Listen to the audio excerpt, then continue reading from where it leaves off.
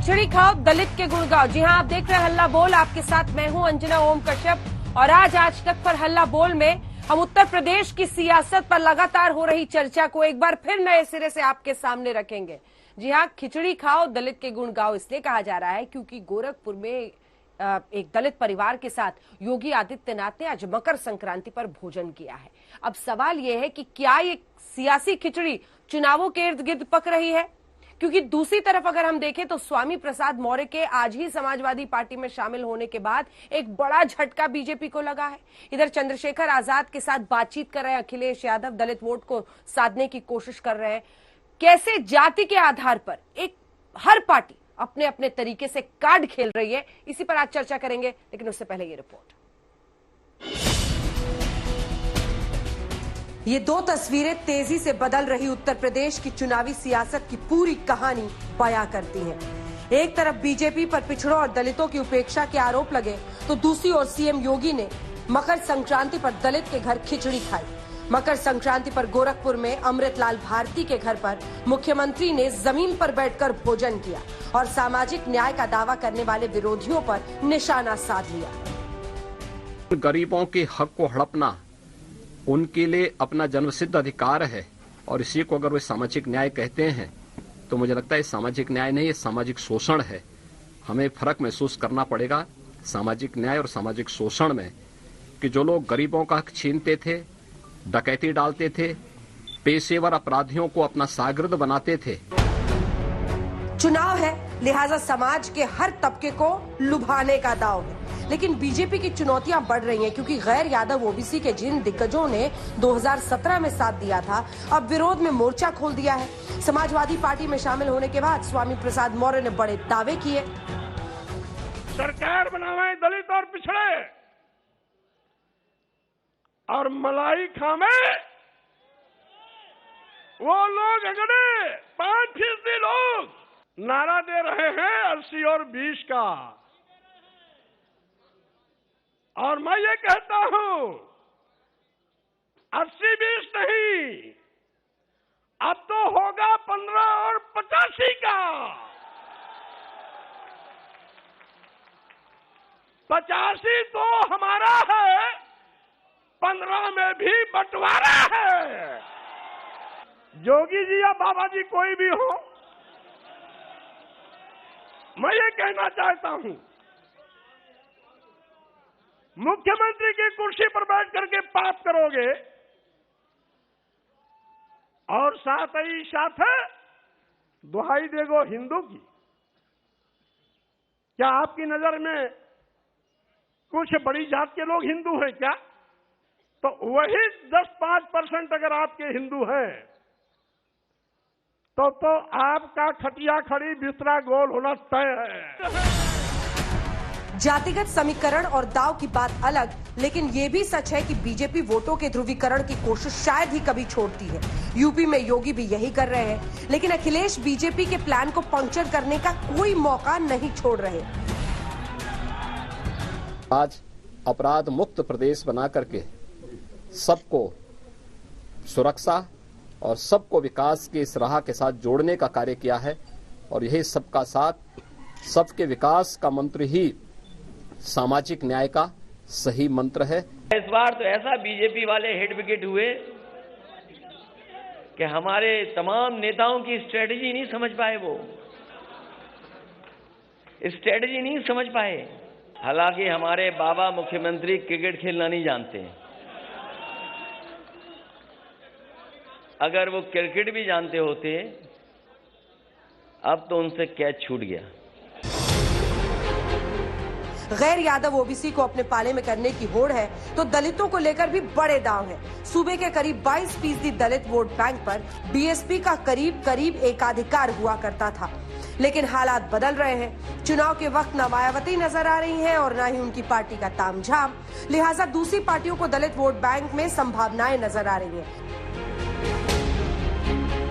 शायद यही वजह है कि पिछले कुछ सालों से दलितों के नेता के तौर पर उभरे चंद्रशेखर आजाद के साथ अखिलेश यादव लगातार बैठकें कर रहे हैं। उम्मीद की जा रही है कि अगले कुछ दिनों में भीम आर्मी के साथ समाजवादी पार्टी का गठबंधन फाइनल हो जाएगा। अखिलेश जी से मुलाकात की बात कही जा रही है, आपकी कुछ सीटें आपको मिलने, कुछ होगा तो बताओ। कितनी सीटें मिल रही हैं आपको? क्या कर, कुछ होगा तो बताओ। तो लखनऊ में मुलाकात तो अखिलेश जी का मिलने का मकसद है ना? बताऊंगा। चंद्रशेखर आजाद अगर अखिलेश के साथ मिलकर चुनाव लड़ते हैं तो पश्चिमी उत्तर प्रदेश में समाजवादी पार्टी को बड़ा फायदा हो सकता है और दलितों की पॉलिटिक्स करने वाली बीएसपी की मुश्किलें बढ़ेंगी। आज तक ब्यूरो। तो चलिए चर्चा की शुरुआत करते हैं। सुधांशु त्रिवेदी जी राष्ट्रीय प्रवक्ता और सांसद भारतीय जनता पार्टी के हमारे साथ जुड़ गए हैं। रागिनी नायक जी हमारे साथ जुड़ गई हैं। रागिनी नायक प्रवक्ता कांग्रेस पार्टी की। कुछ ही देर में हमारे साथ सुधीर दुबे जुड़ेंगे जो कि नेता समाजवादी पार्टी है, और हमारे साथ फैजान खान साहब प्रवक्ता बीएसपी के जुड़ेंगे।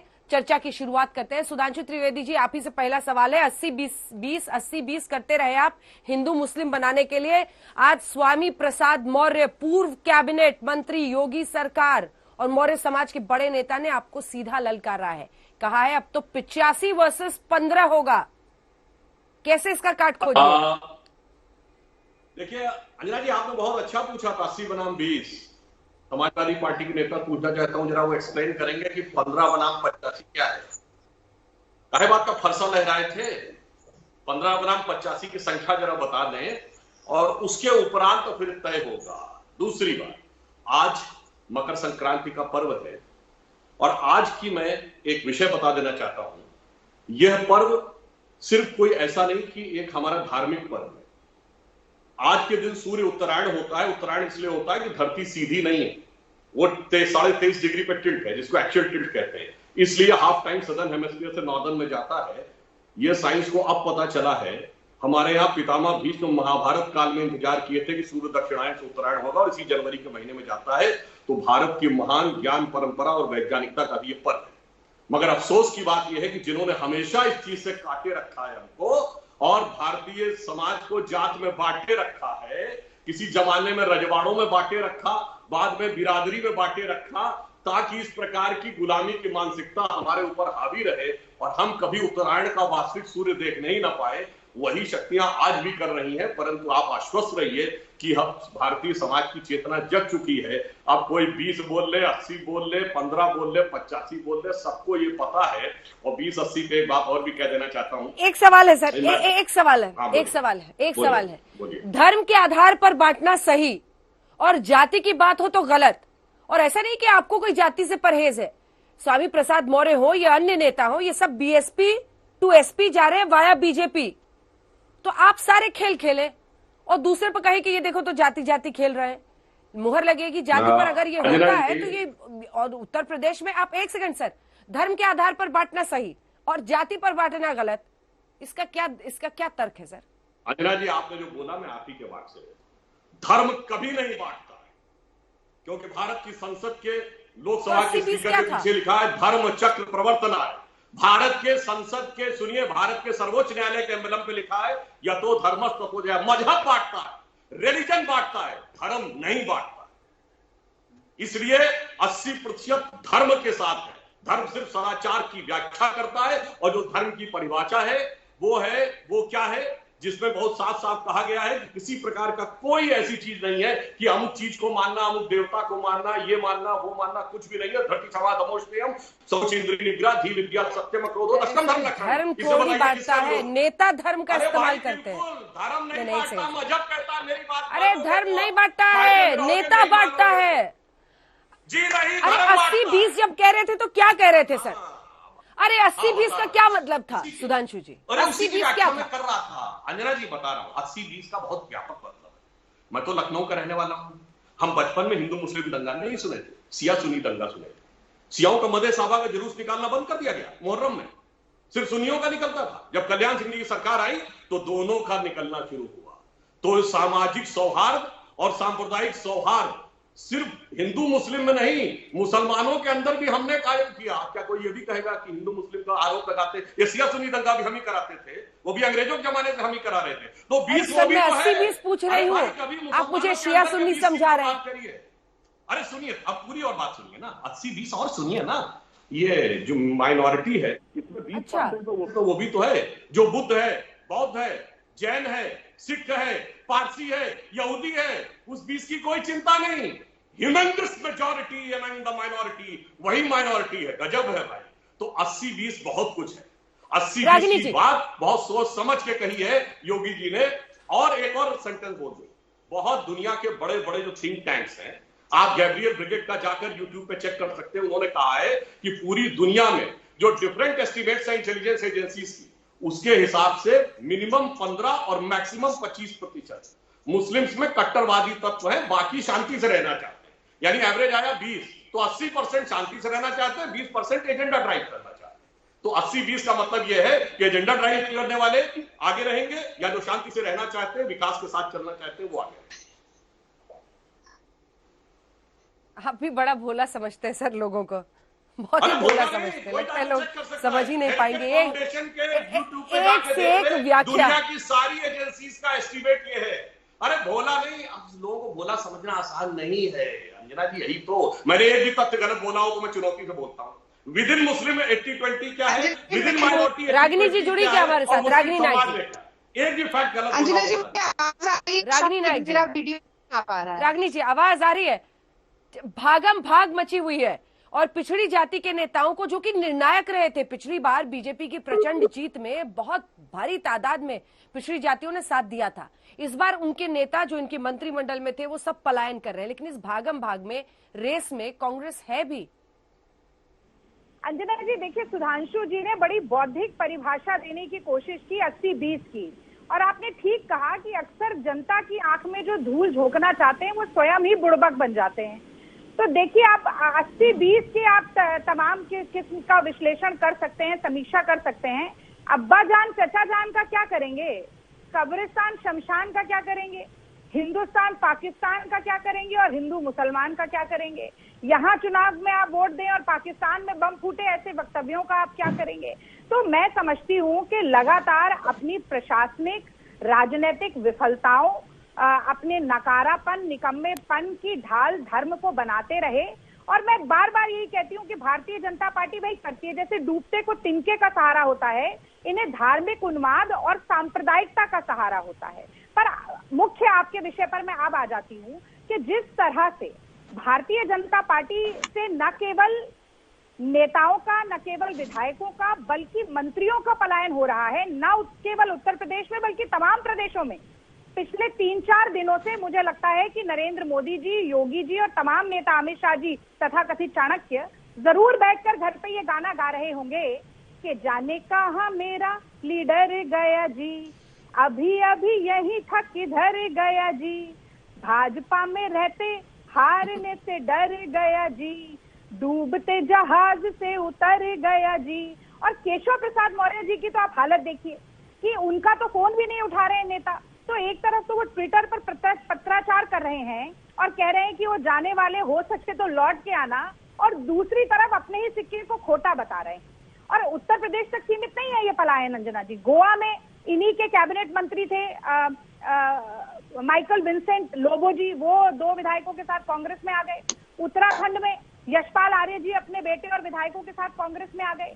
तो भैया, जिस सत्ताधारी दल के मंत्रियों को अपनी पार्टी पर भरोसा नहीं है, उस पर जनता क्या भरोसा करेगी, जनता क्या वोट देगी। इसीलिए ये दलित के घर खिचड़ी जाकर खाने का स्वाद रखना पड़ रहा है। आपने बहुत सारे गाने गढ़े, आपने बहुत सारे गाने गढ़े, मुहावरे गढ़े, लेकिन बेगानी शादी में अब्दुल्ला दीवाना ना, ये तो बेगानी शादी में अब्दुल्ला दीवाना कोई कांग्रेस की तरफ तो देख भी नहीं रहा उत्तर प्रदेश में। उत्तर प्रदेश बाकी स्टेट्स की बात सही कह रही है, लेकिन उत्तर प्रदेश में तो कोई देख भी नहीं रहा। यही सारे अखिलेश जी के पास जा रहे हैं। ठीक है, मैं जवाब दे रही हूँ। पहली लाइन कंप्लीट करूंगी कि दलित के घर खिचड़ी खाने का जो स्वांग रचा है, ऐसा ही एक बार 2017 में कुशीनगर में भी किया था। आपको याद होगा, दलितों के घर गए थे और अधिकारियों से पहले साबुन और शैम्पू भिजवाया था कि दलित नहा धो लें। आप एक बार चेक कर लीजिएगा कि इस बार भी पहले साबुन और शैम्पू ना भेजा हो। गुजरात से 125 किलो साबुन दलितों ने भेजा था योगी जी के पास।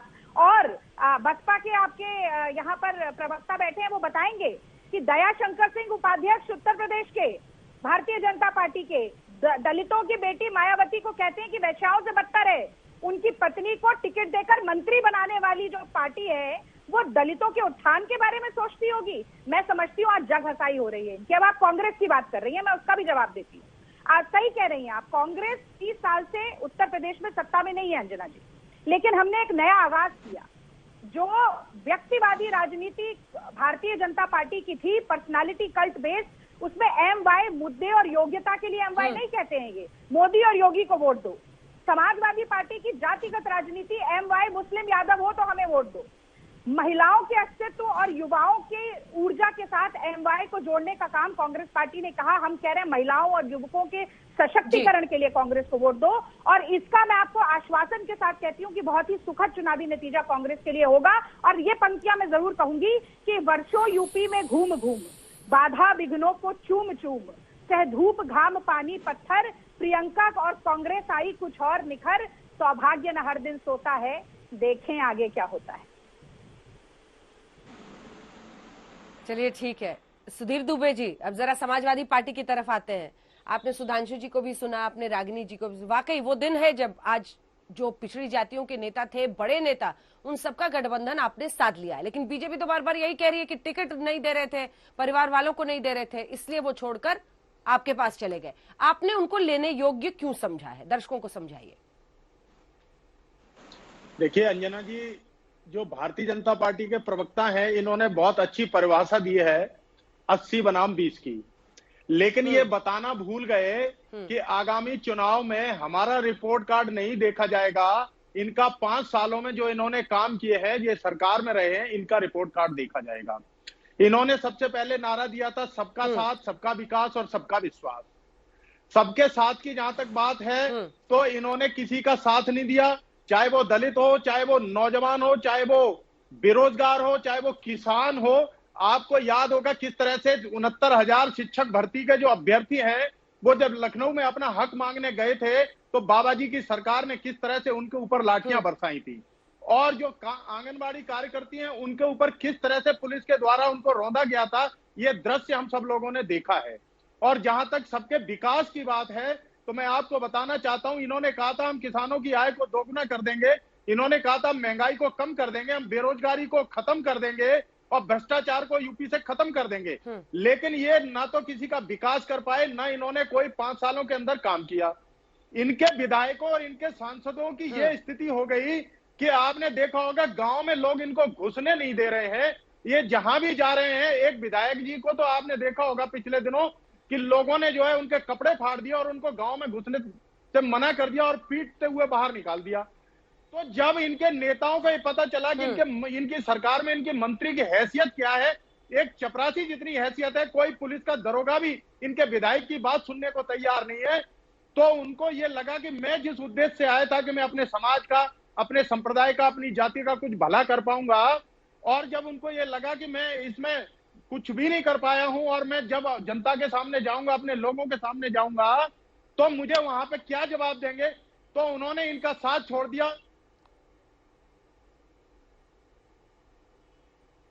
ठीक है सर, मैं लौट रही हूँ, आपका कनेक्शन कट गया है।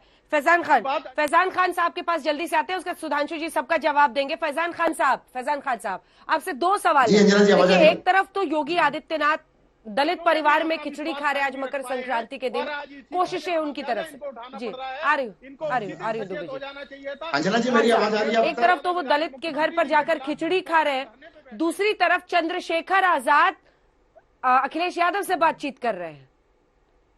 क्या है, खतरा है आपको दोनों तरफ से? दलित वोट बैंक पारंपरिक रूप से माना जाता है मायावती जी। हमें तो अच्छा है ना, खिचड़ी खा रहे हैं। हमें अंजना जी किसी के भी ड्रामा और नाटकबाजी से कोई फर्क नहीं।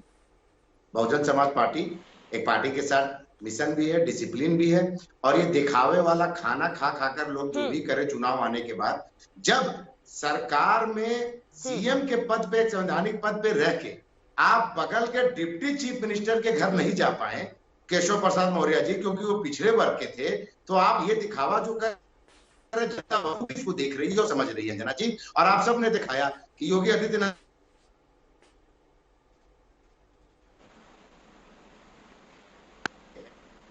आज के डेट में जो पिछड़े वर्ग और दलित समाज के लोगों को 2017 में जो बहका कर अपने साथ ले गए, उस वक्त भी बहुजन समाज पार्टी ये बात कह रही थी कि ये समाज के नहीं है, ये परिवार टिकट के चक्कर में जा रहे हैं। लेकिन भारतीय जनता पार्टी इन्हें शो ऑफ बहुत ज्यादा किया। आज भारतीय जनता पार्टी का छोड़कर समाजवादी पार्टी में जाना, ये साफ तौर से संकेत देता है ये जो भी नेतागण लोग हैं ये किसी भी समाज का भला करने के लिए दरबदर की ठोकरें नहीं खा रहे, ये सिर्फ अपने घर परिवार के लिए, अपने महत्वाकांक्षाओं के लिए दरबदर की ठोकरें खा रहे हैं और दरवाजे तो दरवाजे भटक रहे हैं। समाज भली भांति उत्तर प्रदेश का जान रहा है कि कोई नेता, ये जो लोग जा रहे हैं बहुजन समाज पार्टी छोड़ के, जब हम निष्कासित करते हैं तब ये लोग दूसरे दरवाजे जाते हैं, वहां मलाई खाते हैं, अपने समाज के लिए कोई काम नहीं करते हैं, फिर उसके बाद चले जाते हैं दूसरे दरवाजे। मैं पूछता हूं, जिस पिछड़े वर्ग दलित समाज के विरोधी भारतीय जनता पार्टी है, बिल्कुल है, लेकिन क्या समाजवादी पार्टी को ज्वाइन करने का मतलब समाज को जोड़ना है या समाज की भलाई है? अगर समाज की भलाई है तो यही अखिलेश यादव जी, अंजना जी, मैं बहुत जिम्मेदारी से कहता हूं, प्रमोशन रिजर्वेशन अपने शासनकाल में हटाए थे। कितने पिछड़े वर्ग और दलित समाज के लोग जो रिजर्वेशन से डिमोशन में आ गए, प्रमोशन से डिमोशन हो गया उन्हें, इन्हीं की सरकार है। तो साफ तौर से जनता देख रही है कि पिछड़े वर्ग के साथ जो जातीय समाजवादी पार्टी में हुआ, और वो तो साफ तौर से अहंकार अब से दिखने लगा है, जिस तरह से वो प्रवक्ता खान साहब, देखिए, इनमें से ज्यादातर जो नेता हैं वो बीएसपी से एसपी पहुंचे हैं वाया बीजेपी। दर्द आपका समझ में आ रहा है, लेकिन समाजवादी पार्टी को वो जाने लायक समझ रहे हैं और समाजवादी पार्टी भी बाहें फैलाकर उनका स्वागत कर रही है। मैं लौटूंगी सुधांशु जी, लेकिन इस वक्त आइए आपको सीधे लिए चलते हैं। हमारे साथ दारा सिंह चौहान साहब जुड़ रहे हैं, थोड़ा सा रुक जाइए। दारा सिंह चौहान जी जुड़ रहे हैं, जो कि पूर्व कैबिनेट मंत्री हैं बीजेपी के, उत्तर प्रदेश सरकार के, और अब वो समाजवादी पार्टी में आज शामिल हो गए हैं।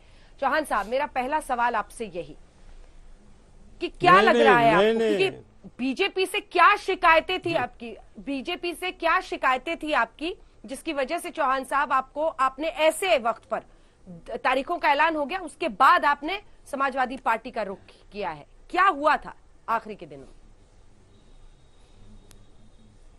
अंजना जी, पहले तो आपको मैं बता दूं कि मैं आज भी शामिल नहीं हो पाया हूं। बस 16 तारीख को मैं समाजवादी पार्टी में शामिल होऊंगा। हाँ, इसको थोड़ा सा करेक्ट कर लें। और बाकी आपने देखा कि उत्तर प्रदेश देश का सबसे बड़ा प्रदेश है, और जिस प्रदेश में पिछड़े समाज की बहुत बड़ी आबादी है, आधे से ज्यादा, और जिस समाज के लोगों ने पूरी शिद्दत के साथ, पूरी ईमानदारी के साथ भारतीय जनता पार्टी की सरकार बनाने में एक साथ खड़ा रहा, और आपने देखा पहली बार इतिहास में भारतीय जनता पार्टी की पिछड़े समाज, दलित समाज और तमाम जो वंचित समाज के जुड़ने के बाद इतना बड़ा मैंडेट मिला, और इतना बहुमत मिलने के बाद 5 साल तक वह जो पिछड़ा समाज है तड़पता रहा अपने अधिकार को लेकर के, तड़पता रहा अपने रोजगार को लेकर के, अपने आरक्षण को लेकर के। जो नौजवान आज पूरे प्रदेश की सड़कों पर आप दिख रहे हैं रोजगार के लिए कितना परेशान है। आज आपने देखा कि जो टीचर की भर्ती में कई महीनों से जो पिछड़े समाज, दलित समाज के लोग लाठी खा रहे हैं, उनके आरक्षण के साथ जो छेड़छाड़, जो खिलवाड़ हुआ, ये बहुत सारे कारण थे जिनसे आहत होकर के हमने जो है भारतीय जनता पार्टी की सरकार से त्यागपत्र दे दिया। जी, लेकिन सर, ये सवाल तो पूछा ही जा सकता है ना कि 5 साल आप कैबिनेट मंत्री बने रहे, जब तारीखों का ऐलान हुआ उसके बाद आपने ये फैसला लिया, तो क्या इसकी क्या वजह है? 5 साल तक तो जब तक आप मंत्री बने रहे आराम से रहे। अंजना जी, आराम से नहीं रहा। जब तक मेरा समाज आराम से नहीं रहेगा, मेरे आराम का कोई मतलब नहीं है। इसलिए सरकार बनने के बाद से ही मैंने इस पिछड़े समाज के लिए, वंचित समाज, दलित समाज, जितने भी उपेक्षित लोग थे, जिनके आशीर्वाद से, जिनके सहयोग से भारतीय जनता पार्टी की सरकार बनी और बनाई गई थी, उस अपेक्षा का पूरी तरीके से निरादर हुआ। और यही कारण था। ऐसा नहीं कि आखिरी, आप खुद जानते हैं कि आप कहीं न कहीं नए नए चीजों पे नए नए डिबेट करती हैं। हर इशू पे एक दिन में सारे डिबेट पे सारी चीजें फैसला नहीं हो पाता है। उसी तरह सरकार में भी एक दिन में 5 साल का काम एक दिन में फैसला हो जाए, ऐसा संभव नहीं है। सरकार हर दिन कोई न कोई नए फैसले करती रहती है, और 5 साल का वक्त गुजर गया उस इंतजार की घड़ी में कि शायद अब पिछड़े समाज के हित में कोई फैसला सरकार लेगी। अब उनके आरक्षण को लेकर के, उनके रोजगार को लेकर के, किसान जो लहलहाती फसल की अपेक्षा करता था, और पूरी तरीके से प्रदेश का किसान भारतीय जनता पार्टी को समर्थन और सहयोग देकर सरकार बनाने का काम किया। आपको पता होगा आज पूरे प्रदेश में जिस तरीके से किसान जाड़े की रात अपने घर में रहना चाहिए, आज अपनी फसल को बचाने के लिए जानवर से आज जाड़े की रात में चारपाई लेकर के अपने खेत को रखवाली कर रहा है। ये कितना दुखदाई है। इन सारी चीजों से पीड़ित होकर के हमने त्याग पत्र दिया। ठीक है, अच्छी बात है। आप किसानों के लिए आपके मन में पीड़ा है, लेकिन सर किसानों का जो पूरा आंदोलन हुआ, देखिए क्योंकि ओपी राजभर साहब ने पहले छोड़ दिया था, इसीलिए मैं पूछ रही हूँ। और आज वो हमारे साथ इंटरव्यू में भी बैठे थे तो उन्होंने कहा कि आप लोगों से बातचीत हो रही थी, लेकिन आप लोग डरे हुए थे कि हमारे पीछे सीबीआई ईडी लगा दिया जाएगा, इसलिए डर के इस्तीफा नहीं दे रहे थे। इसकी कितनी सच्चाई है, ए ये बताइएगा। बी सर, बी आप नोनिया समुदाय से आते हैं, अगर मैं सही हूँ तो क्या ऐसी मांग थी आपकी स्पेसिफिक? ऐसी क्या मांग थी जो इस सरकार ने नहीं मानी, दोनों सवाल का मुझे जवाब दीजिए, 1 2।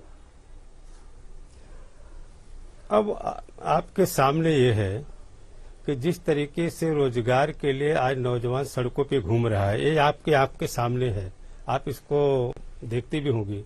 जिस तरीके से टीचर की भर्ती में आरक्षण की अनदेखी हुई, आरक्षण की छेड़छाड़ हुआ, और जिस तरीके से नेशनल बैकवर्ड क्लास कमीशन के बार बार निर्देश के बाद भी उनका आरक्षण माने कम करके दूसरे को आरक्षण दे दिया गया, दूसरे समाज को जिसका उन्हें मिलने का कोई हकदार वो नहीं थे, तो ये बताए नाइंसाफी नहीं तो क्या है। इस चीज को देखते देखते कि शायद कुछ दुरुस्त हो जाएगा, शायद अपने कामों में सुधार हो जाएगा, शायद आने वाले दिन में प्रदेश के नौजवानों को रोजगार मिल सकता है। जो आरक्षण इनका छीना गया शायद उनके साथ न्याय मिलेगा, लेकिन नहीं मिल पाया। क्योंकि मेरी बात सुनिए, मैं कहा कि आज पूरे प्रदेश में उत्तर प्रदेश से पिछड़े समाज नहीं डेट अनाउंस नहीं, आप तो डेट अनाउंस की बात करते हैं, बाकी लोग तो कहते हैं कि 5 साल तक आपने मलाई खाया, अब के छोड़ रहे हैं। आप प्रोटोकॉल का सुविधा लिए, गाड़ी घोड़ा बंगला का सुविधा लिए, अब के छोड़े। बार बार आप लोगों का ये सवाल होता है। मैं तो कहना चाहता हूं कि जिस पिछड़े समाज के आशीर्वाद से, जिन पिछड़े समाज के सहयोग से, जिस दलित समाज के सहयोग से 5 साल है, उससे ज्यादा दिन से लोग मलाई खा रहे हैं और आगे भी मलाई खाने के बारे में सोच रहे हैं, और मलाई खाने की स्थिति नहीं बन पाएगी क्योंकि पिछड़ा समाज अब जाग चुका है, दलित समाज जाग चुका है। क्योंकि लोगों के मन में शंका है कि देश के संविधान, जिसको बाबा साहब भीमराव अम्बेडकर ने संविधान में जो व्यवस्था दी थी, उस व्यवस्था के साथ छेड़छाड़ हुई। अब संविधान बचाने का दिन आ गया है, इसलिए सारे जो पिछड़े समाज है, वंचित समाज, दलित समाज के लोग सारे एक साथ एकजुट होकर के अब भारतीय जनता पार्टी की सरकार के खिलाफ खड़े हुए हैं। जी सुधांशु जी, इसका क्या जवाब देंगे आप? जब आपको चाहिए था उनका साथ तब तो खूब इस्तेमाल किया, सत्ता में आए सुधांशु जी, और उसके बाद जो आपकी नीतियां थी, जो आपको करना था, जो आपने वादा किया था, वो नहीं किया। तभी 16 को देखिए, अब इन्होंने भी पार्टी छोड़ दी है और कैबिनेट मंत्री आपके हैं, 16 को अखिलेश जी का हाथ थामेंगे, साइकिल थामेंगे। अंजना जी, अभी आपकी डिबेट पर ही बहुजन समाज पार्टी के प्रतिनिधि ने बोला था कि दलित समाज का रिजर्वेशन खत्म करके डिमोशन कर दिया था अखिलेश जी ने, तो आरक्षण से छेड़छाड़ किसने किया? दलितों और पिछड़ों के आरक्षण के नंबरदार बताएं कि अलीगढ़ मुस्लिम यूनिवर्सिटी में दलितों का आरक्षण छीन के मुस्लिम्स को किसने दिया? जामिया मिलिया में दलितों का आरक्षण समाप्त करके, दलितों और पिछड़ों का आरक्षण समाप्त करके किसने किया था? बोले थे ये कभी चूं से मुंह। और जो आज कांग्रेस के लोग बैठे हुए हैं, जम्मू कश्मीर जब तक धारा 370 थी, वहां पे सर्विसेज में दलित पिछड़ों का आरक्षण नहीं था, हमारे आने के बाद। इसलिए अंजना जी, जो फैक्ट है वो फैक्ट्स बहुत कुछ अलग हैं, सबको पता है। दारा सिंह जी जिस समुदाय से आते हैं, जनाब आज से नहीं, कल्याण सिंह जी की सरकार से, आप ही के समुदाय के फागू चौहान जी हमारे प्रमुख मंत्री थे, और आज वो बिहार के राज्यपाल हैं। एकदम संवैधानिक पद पर बैठे हुए व्यक्तियों का समुदाय नहीं इंगित करना चाहिए, परंतु चूंकि आपने कहा, मैं चुनौती से कहता हूं, बताइए समुदाय का कोई व्यक्ति कभी राज्यपाल बना? उस जमाने में, आज से 30 साल पहले के जमाने में मंत्री हमने सबको दिया। केशव मौर्य जी हमारे डिप्टी सीएम है, ये बताइए केशव मौर्य जी की फोटो योगी जी के बगल में लगती थी, सिर्फ 3 फोटो लगती थी, केशव मौर्य, दिनेश शर्मा और योगी जी। मैं चुनौती से कहता हूं, जिस दिन अखिलेश के बगल में इकलौती फोटो लगा के दिखा दे स्वामी प्रसाद मौर्य जी, तो मान जाऊंगा कि बराबरी है। इसलिए मैं कह रहा हूं, कोई बात नहीं है। आप बस गए, आप लोग वहां गए, आपने देखा, हकीकत में दलितों और पिछड़ों के लिए सबसे ज्यादा काम और समाज के हर वर्ग के लिए बेहतर काम हमने किया है। अभी देखिए, आज योगी जी ने खिचड़ी खाई। अंजना जी जानते हैं खिचड़ी क्यों खाई जाती है? आज के दिन भारत की संस्कृति में खिचड़ी का महत्व क्यों है? किसी भी पर्व पर मिठाई, पूड़ी, पकवान खाए जाते हैं, पर हमारे यहाँ खिचड़ी आज के दिन इसलिए खाई जाती है कि मिठाई और पकवान तो व्यक्ति अपनी आर्थिक हैसियत से अलग अलग बनाता है, पर खिचड़ी सबके लिए समान होती है। गरीब भी वही खाता है, राजा भी वही खाता है, समरसता का। हमने खिचड़ी खाई। एक वाक्य कह दो, ये जितने गरीबों और वंचितों के नेता बनते, चाहे मायावती जी हो चाहे अखिलेश यादव जी हो, देखते देखते सैकड़ों करोड़ के मालिक हो गए। इन्होंने दलितों पिछड़ों का नाम लिया और मलाई खाई। कोई गायत्री प्रजापति बीपीएल से 150 करोड़ की संपत्ति का मालिक हो जाता है, दलित जहां का जहां पड़ा रह जाता है। तो इसलिए सबसे ज्यादा ठीक है दारा सिंह जी, जो तीन बड़ी बातें वो कह रहे हैं, वो कह रहे हैं जी, सबसे अमीर परिवार बन जाता है सरकार में। जी तो ये लोग सरकार में प्रतिनिधित्व देखिए, योगी सरकार में जो प्रतिनिधित्व तमाम जातियों का रहा, 2 उप मुख्यमंत्री रहे, उसमें भी आपने देखा केशव प्रसाद मौर्य जी का। वो कह रहे हैं कि तीनों की फोटो देखिए वहां पर लगी हुई है, अखिलेश जी क्या किसी की फोटो अपने साथ लगाएंगे? जो दूसरी बात वो कह रहे हैं कि ये तमाम ऐसे नेता हैं जिन्होंने पिछड़ी जातियों के नाम पर खूब दौलत और संपत्ति बनाई, और वो उनका कद तो बड़ा होता चला गया, लेकिन जो समुदाय था वो कहीं पर पीछे छूट गया। और तीसरी बात जिस पर मैं आपसे प्रतिक्रिया चाहती हूं कि आज दलित घर में दलित परिवार के साथ जाकर योगी जी ने मकर संक्रांति पर खिचड़ी खाई है। अब जो प्रतिनिधित्व का इशू है, या फिर जो अखिलेश और उस पर वो तंज कस रहे हैं, या फिर आज दलित परिवार के साथ योगी जी का भोजन करना, तीनों पर आपकी क्या प्रतिक्रिया है? जवाब दारा सिंह। देखिए, हाथी के दांत तो दिखाने को कुछ और, अंजना जी, दिखाने के लिए कुछ और होता है, खाने के लिए कुछ और होता है। कि वो दलित के समाज के घर हम खाना खा के अपने आप को इतसी कर लें कि हम दलित का भला करने वाला है। मैं कहा जब तक इस देश में सोशल चेंज, जो सामाजिक परिवर्तन नहीं आएगा, तब तो कुछ होने वाला नहीं। अब दलित के घर खाने से काम नहीं चलेगा जब तक दलित को अपने घर में, अपने डाइनिंग टेबल पर बैठा करके लोग नहीं खिलाएंगे, तब तक इस देश में सामाजिक परिवर्तन होने वाला नहीं है। और जहां तक आपने कहा कि हम इनके साथ खा रहे हैं, अरे मैं तो उसी में पैदा ही हुआ हूं, मैं तो उनके साथ उठता हूं, बैठता हूं, खाता हूं, जो भी उनकी सुख दुख में हमेशा हिस्सेदार रहता हूं। जहां तक मानिए कल्याण सिंह का उन्होंने नाम लिया, आपने देखा, मैंने भी लास्ट में उनका जो भाषण सुना, क्या कारण था कि कल्याण सिंह भारतीय जनता पार्टी से अलग हो गए थे। और आने के बाद भी उनका, अगर आप कभी कहेंगे तो मैं वीडियो उनका शेयर कर दूंगा, क्या उनकी पीड़ा थी इस पिछड़े समाज के लिए, जिस पिछड़े समाज के लिए शायद वो समझ नहीं पाए होंगे। लेकिन वो कभी, मैं तो डिबेट में कभी भाग नहीं लेता, माननीय समेत पात्र सुधांशु त्रिवेदी जी क्योंकि डिबेट के एक्सपर्ट माने जाते हैं भी, बहुत सारी जानकारी उनके पास है, सारे डाटा उनके पास है। लेकिन किसी के बगल में बैठ जाने से कुछ होने वाला नहीं है। किसी बड़े आदमी के साथ किसी व्यक्ति विशेष बैठ जाए, जब तक जो गरीब समाज है, जो गरीब का बेटा, जो किसान का बेटा, जैसे आने वाले इतने सालों में जिनकी पूछ और पहचान नहीं था, जब तक उसका सम्मान नहीं होगा, केवल दारा सिंह चौहान के सम्मान हो जाने से या किसी और चौहान या किसी और मौर्य के सम्मान होने का कोई मतलब नहीं रह जाता। और मैं कहता हूं, अगर गैर बराबरी को खत्म करना है, इसीलिए तो मैं अखिलेश यादव की बात में सही है कि मैं 16 तारीख को समाजवादी पार्टी में शामिल होने की मैंने घोषणा किया है। अपने समर्थकों से पूछने के बाद मैं बधाई देता हूं माननीय अखिलेश यादव को कि देश की पार्लियामेंट में जब उन्होंने कहा, जो देश की आबादी है, जो देश की आबादी इतनी है कि जितनी जिसकी संख्या भारी उसकी उतनी हिस्सेदारी, इसमें कौन सा गुनाह है, इसमें कौन सी कमी है? अगर देश में जितने आबादी, चाहे किसी समाज की, चगड़ा हो, पिछड़ा हो, दलित, अल्पसंख्यक, अगर उसकी आबादी के लिहाज से उनको अगर हिस्सेदारी मिल जाए तो शायद मुझे देश में किसी चीज का तकलीफ और दुख रहने होने वाला नहीं पाएगा। और मैं आपसे फिर आपके संज्ञान में लाना चाहता हूं, क्योंकि यह बात मैंने पार्लियामेंट में जब मैं था तभी मैंने उठाया था कि पार्लियामेंट में जब माननीय अखिलेश यादव ने इस बात को रखा कि भाई जाति जनगणना इस देश में होनी चाहिए, ये पता ही नहीं कि हमारे पास हमारे पिछड़ों की संख्या क्या है, आधे से ज्यादा जिनकी संख्या है उनकी जनसंख्या, उनकी गणना क्यों नहीं हो रहे हैं? पेड़ पौधे की गिनती हो रही है, कुत्ता बिल्ली जानवर की गणना तो हो सकती है, लेकिन ये जो पिछड़ा समाज है इसकी गिनती नहीं होगी। क्या जानवर से बेहद है इंसान? ये आज भी इंसान की गिनती नहीं हो सकती है? ये कौन सा सिद्धांत है? यही तो माननीय अखिलेश यादव तो कहते हैं कि जातीय गणना होनी चाहिए। उन्होंने ऐलान किया अगर समाजवादी पार्टी की सरकार बनती है अपने खर्चे से उत्तर प्रदेश में, हालांकि ये काम केंद्रीय सरकार का होता है, भारत सरकार का है, लेकिन उन्होंने कहा मैं अपनी जानकारी के लिए सरकार बनने के बाद पूरे उत्तर प्रदेश में किस किस समाज की कितनी आबादी है उसके हिसाब से बजट का एलोकेशन होगा। देश की पार्लियामेंट सबसे बड़ी संस्था है जहां हमारे भाग का फैसला होता है, हमारे हित में फैसले ले जाते हैं। बहुत सारी योजनाएं तो बनती है, पता ही नहीं चलता इनकी आबादी कितनी है। जी जी जी, आपकी इसी बात पर जवाब लेते हैं। अच्छा है ना, सांसद हैं ये भी सुधांशु जी, और देश की संसद में भी अच्छा बोलते हैं। जल्दी से सुधांशु जी इस पर प्रतिक्रिया दें। कास्ट सेंसस के मुद्दे को चाहे दारा सिंह चौहान जी हो, चाहे स्वामी प्रसाद मौर्य हो, चाहे सैनी साहब हो, जितने भी जो पिछड़ी जाति के ओपी राजभर साहब हो, सब उठा रहे हैं कि आप लोग इस पर चुप हो गए। वो कह रहे हैं सेंसस कीजिए, जिसकी जितनी साझेदारी उतनी उसकी हिस्सेदारी होगी। देखिए, संख्या भारी, दारा सिंह जी ने बहुत वाक्य प्रयोग किया, जिसकी जितनी संख्या भारी उसकी उतनी भागीदारी। ये स्वर्गीय काशीराम जी ने कहा था। वैसे काशीराम जी के नाम पे बना हुआ मेडिकल कॉलेज और विश्वविद्यालय का नाम अखिलेश जी ने आके बदल दिया था।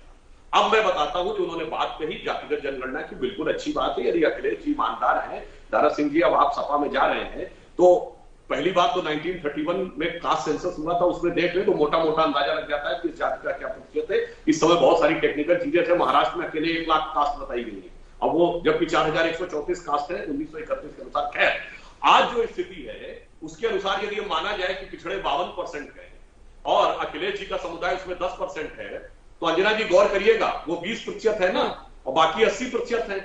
अब ये बताइए संख्या के आधार पर कितनी भागीदारी दिए थे अपने जमाने में। मतलब दरोगा से लेके, डीएम से लेके, विधायक से लेके, मंत्री से लेके, मुख्यमंत्री से लेके, ये 80-20 है अंजना जी। जो 20% है उसने 80% का कब्जा किया हुआ था। नहीं तो मैं विनम्रता से, चाहे स्वामी प्रसाद मौर्य जी हो, दारा सिंह चौहान जी हो, अभी चुनाव में देख लीजिएगा कितना टिकट देंगे और कितना 10% टिकट लेके रह जाएंगे। आप देखिएगा उस जमाने में पंचम तत्व बैठ के 5 मुख्यमंत्री कहे जाते थे। 5 मुख्यमंत्री अखिलेश जी के अलावा प्रोफेसर राम गोपाल जी, ऐसा है ना, शिवपाल जी, मुलायम सिंह जी और आजम खान जी, ये 5 में 4 वही थे। 80% जी, 80%, 5 में 4 वही थे। सुधांशु जी एक वक्त था, सुधांशु जी एक छोटा सा आपसे सवाल, फिर मैं फौरन दारा जी के पास जाऊंगी। देखिए सर, एक वक्त था जब बीजेपी भी अगड़ी जातियों की पार्टी के तौर पर, लेकिन आप भी समझ गए कि इससे सिर्फ हम सत्ता में नहीं आएंगे। आपने लोध समुदाय के कल्याण सिंह से लेकर अपना नेतृत्व पिछड़ी जातियों में खड़ा करना शुरू किया, ये एक सच्चाई है, और उसी को आप लेकर आगे बढ़े। पिछली बार आपने उसको साधा सही तरीके से, केशव प्रसाद मौर्य हो या फिर बीएसपी से स्वामी प्रसाद मौर्य हो, आपने दारा सिंह चौहान साहब से, कितने सारे लोगों को आप अन्य पार्टियों से लाए। आपको समझ में आ चुका था कि पिछड़ी जाति के नेताओं को उनको प्रतिनिधित्व देकर पढ़ लड़ेंगे तभी हम साध पाएंगे, और उन्होंने साथ भी दिया आपको इलेक्शन में जनता ने। लेकिन इस बार वो इक्विलिब्रियम आप खो रहे हैं, और यूपी में जब ये नेता आपसे निकल रहे हैं तो ऐसी इमेज फिर से बन रही है कि आप वही 15% वाले जो अगड़ी जाती है। स्वामी प्रसाद मौर्य ने वहां मंच से कह दिया सर 85 बनाम 15, अब इसको कैसे पलटिएगा? छोटा सा जवाब। अंजना जी, मैं फैक्ट सामने रख देता हूं, ये पूरी तरह दुष्प्रचार है। 1967 की यूपी असेंबली में हमारे 97 में जीत के आए थे, कोई चेक कर सकता है। 2/3 पिछड़ी जातियों, जितने कोई जीत के नहीं आता। ठीक है, बाद में घनघोर जातिवाद की बात की गई, जो कि कोई भी राष्ट्रीय दल सीधे उतना नहीं कर सकता था। वो जातियां वहां गई और उसके बाद उन्हें एहसास हुआ कि वो मान सम्मान स्वाभिमान उनको दूसरी जगह नहीं मिल सकता है। मायावती जी को तो जाके वहां 95 में जान के डाले पड़ गए। आपने कल्याण सिंह जी का कहा, कल्याण सिंह जी 2003 में जब दोबारा पार्टी ज्वाइन किए तो उनकी प्रेस कॉन्फ्रेंस का कोई वीडियो जाके चेक कर ले। उनसे पूछा कि आप दोबारा क्यों आ गए, तो उन्होंने सूरदास का पद बोला था, मेरो मन अनंत कहां सुख पावे, जैसे उड़ी जहाज को पंछी फिर जहाज का है। अंजना जी, मध्य प्रदेश में हमारा पहला मुख्यमंत्री कौन था? सुंदरलाल पटवा जी, पिछड़ी जाति से थे। उसके बाद चाहे शिवराज सिंह चौहान, उमा भारती जी, बाबूलाल गौर, शिवराज सिंह चौहान। बिहार में हमारा पहला डिप्टी सीएम कौन था? ये बताइए, सुशील मोदी जी। तो कौन कहता है भाई?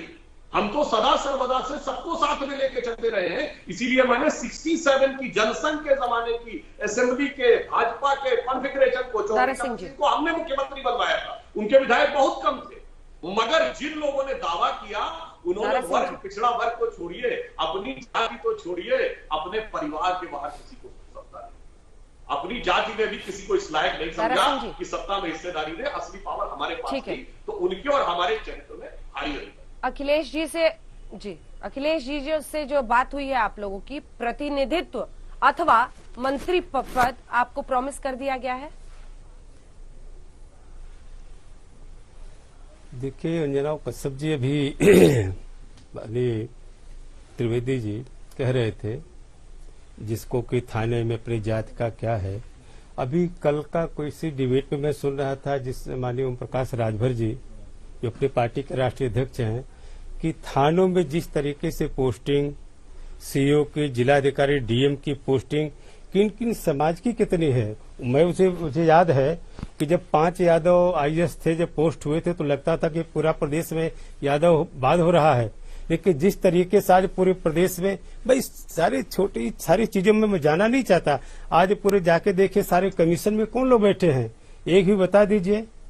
चाहे हायर एजुकेशन हो, चाहे पब्लिक सर्विस कमीशन हो, यहाँ से लेके दिल्ली के सारे कमीशन में कौन है। आज सारी जो लिस्टें आ रही हैं जुडिशरी में, आप देख लीजिए, उस पर मैं जाना नहीं चाहता, लेकिन यह है कि अभी जनता है, सब जानती है। अभी जनता जान चुकी, वो पिछड़े समाज के लोग जिन्होंने पूरी ईमानदारी और के साथ भारतीय जनता पार्टी को इसी आधार पर समर्थन दिया था कि शायद हमें इंसाफ मिलेगा, शायद हमें न्याय मिलेगा।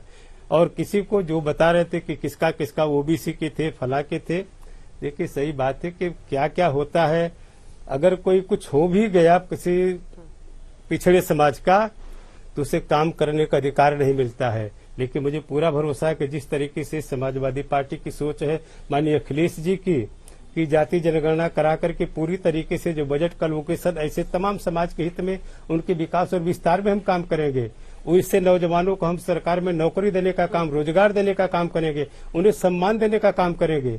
इसलिए मैं कहना चाहता हूं कि आज जिस तरीके से पूरे प्रदेश में, एक ताजा उदाहरण मैं आपको बता दूं, यह बात कैबिनेट में भी सारे लोग उठाए, कई बात, सबसे बड़ी आबादी आज पिछड़े समाज की रही है।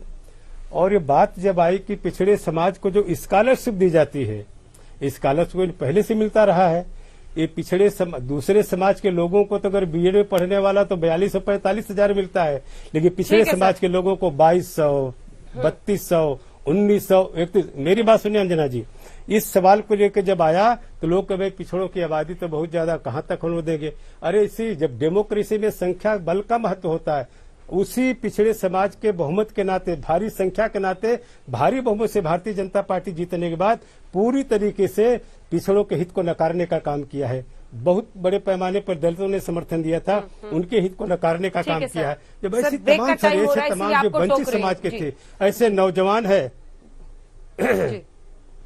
नहीं, नौजवान है, किसी जाति का झगड़ा हो, पिछड़ा, दलित हो, हर समाज के लोगों का। मंत्री पद पर आपने कुछ नहीं कहा, एक तो मंत्री पद पर आपने कुछ नहीं कहा सर, और अंत में फिर ऐसा लगता है कि उत्तर प्रदेश की राजनीति वही सर, जात और जात पर ही शुरू, जात पर ही खत्म करने की पूरी स्ट्रैटेजी है ना ये।